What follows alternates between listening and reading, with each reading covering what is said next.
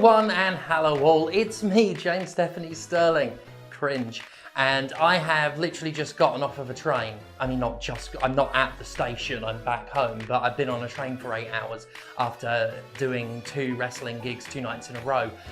1 wrestling gig 2 nights in a row, not 2 gigs a night. 1 gig and then another gig the next night. Then on a train, then back here, then immediately cameras on, lights on, because I'm that dedicated to the craft. I haven't even fucking dug my gloves out of my luggage or done my face or anything. But this was here when I got back. I mean, I haven't opened it or anything, so I can't show it to you, but what's the point? It just looks like a switch. Sorry if you heard my phone go, I'm waiting for dinner and they're gonna give me a ring.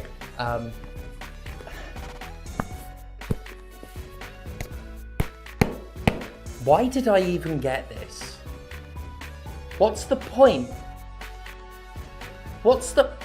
I've got buyer's remorse before I've even taken it out of the box. What's the point?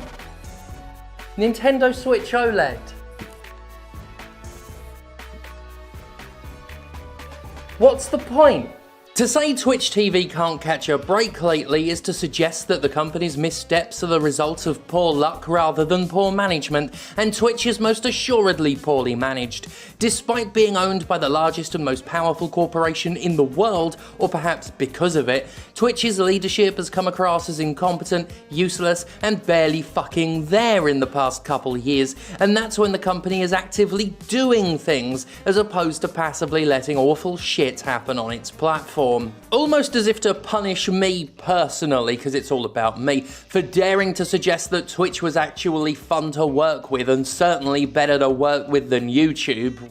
In all fairness, it still is. The company has been tripping over itself to display its ass to the world. Its lack of consideration for its own talent, its inability to combat hate, and its apparent failing security standards contribute to a river of Twitch-flavoured bullshit that's become tiring in the ceaselessness of its discharge. In case you are unaware, it's not like Twitch did a good job telling everyone, the streaming platform was leaked this past week. And when I say the streaming platform was leaked, I mean basically the entire fucking website was laid bare for the edification of the internet at large. Quite possibly the most extensive website leakage of our time, Twitch lost the veil on pretty much everything. Among the now publicised data, we have Twitch payouts revealing the highest paid streamers, details on a Steam competitor that was in the works, and security tools, among lots and lots more.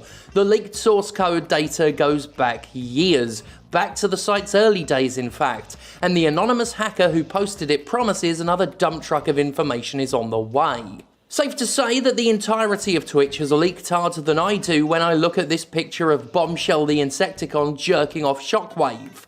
You can't see what's going on there, but I know what's happening. I've seen it. Like the whole thing. I know what's behind them pixels. Cock! It's a cock! Everyone, it's a cock! Naturally, Twitch wasn't the first source of information about the leak, despite having been a source of nothing but information this week. Keeping itself quiet for like a day before the news broke, Twitch let Video Games Chronicle publish an article that let us know that a site with tons of personal data had been laid fucking bare. Even in the time since the story broke, Twitch has been less than forthcoming about the situation, and while some could argue that a measure of discretion is wise while investigating a big problem, I'd argue that it would have been nice to at least have sent an email to everyone saying, heads up, change your passwords. You know, just to let us know that tons and fucking tons of potentially compromising data is just floating about out there. Twitch has since changed everybody's stream key identifiers with, you know, just after everyone had already done it themselves because Twitch hadn't done anything practical, so that was a waste of our time. But anyway, it's called this an abundance of caution. That's why it's changed people's keys. It's an abundance of caution. I'd call it the bare minimum because that's what it is.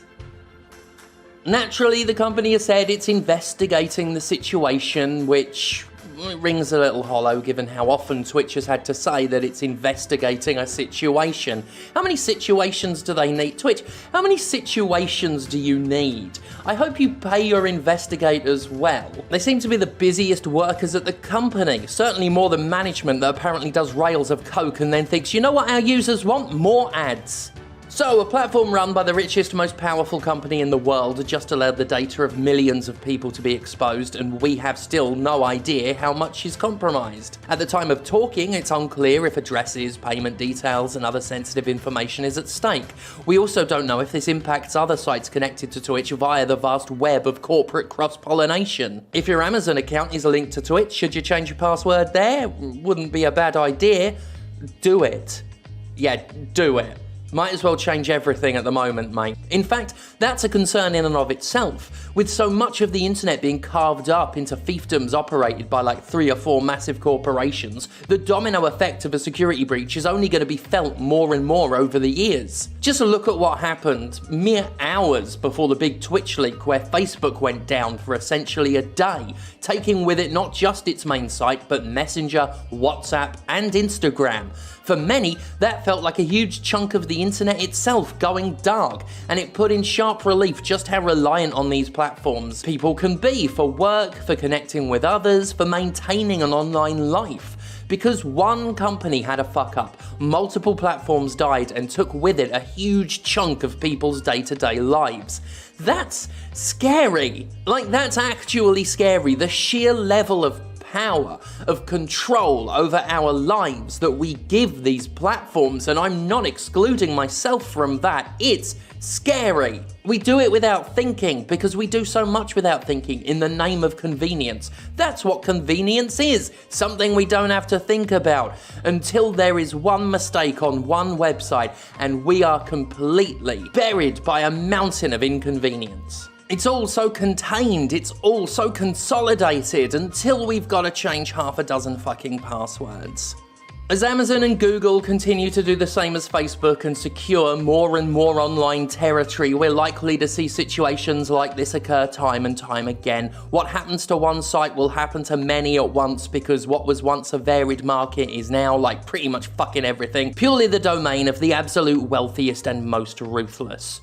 Anyway, the point is that so-called titty streamers aren't the money-sucking bane of Twitch's existence they were portrayed as, almost as if the idea of sexy girls live streaming was a way bigger quote-unquote problem than it was made out to be. See, the highest-earning Twitch streamers were revealed as part of the data leak, and like one white woman barely squeaked into the top 50. The list is overwhelmingly made up of able-bodied cis-white men to the utter surprise of absolutely nobody. And while you can argue all day long about whether they truly deserve it to the point where no people of colour, queer or disabled people get a look in, you can't deny that people streaming in hot tubs or girls who dare to have boobs on the internet are the wildly profitable plague that Angry Boys Online made them out to be. Seriously, the amount of complaints about titty streamers versus the fact nobody is out there earning tens of millions doing it like the popular boys really puts into perspective how any amount of diversity is too much diversity for some people. It's not a problem, it was never a problem. People being on Twitch and having boobs at the same time was literally never a problem. But yeah, the top earners are pulling in millions upon millions, and people have a go at me. Yeah? Like I'm the fucking arsehole for having a Patreon. Yeah, let's make sure we properly focus this entire situation onto the one person who matters here. Me, and point out how many people shit all over me for having a Patreon, saying it's hypocritical to criticise capitalism while daring to need money to live. Money that isn't, by the way, just fucking hoarded like a billionaire's wealth. It pays other people as well, that cash. Oh yeah, though, have a crack at old Steph Sterling just because their income is public and looks way fucking bigger than it actually is. Oh, Critical Role, lend us a mil. Lend us a couple of million. Oh, go on. Oh, go on! Really, is this not the most important aspect of the entire leak, though? My feelings? Twitch has not once during this or any previous controversy tweeted about my feelings. Not once have they ever tweeted out, I hope James Stephanie is okay. Fucking bastards. Ask Twitch if they've considered whether or not I'm okay. Anyway, one major question this whole situation has thrown up is this. Can you claim you're leaking a site's data in order to punish it for having a toxic community when you decide to make 4chan the place you leak it? The answer, after much soul-searching and scientific study, is fucking no. Apologies for a bit of a brief one. I had to write the script fairly early, and I've done this now fairly late. It's just been a bit of a week. So, what's the point? Though. Why? Put this away. Ugh. But yeah, seriously, Twitch, can you like stop embarrassing me? Because I was talking you up not that long ago, and don't get me wrong, working with Twitch as a platform is still miles better than the hell site that is YouTube. But you really are giving YouTube a run for its money now, aren't you? Just don't. Just don't. What am I talking about? I'm asking Amazon to just don't. My future boss. Because let's face it, we're all going to work for Amazon in the end. The Jimquisition brought to you by Amazon. Don't even make that a logo, Justin. I don't want, what? Just thinking about, I don't want to see it. What else am I doing? Thank God for me. I need to go get my dinner. Fuck. I'm professional, damn it. This is a professional production.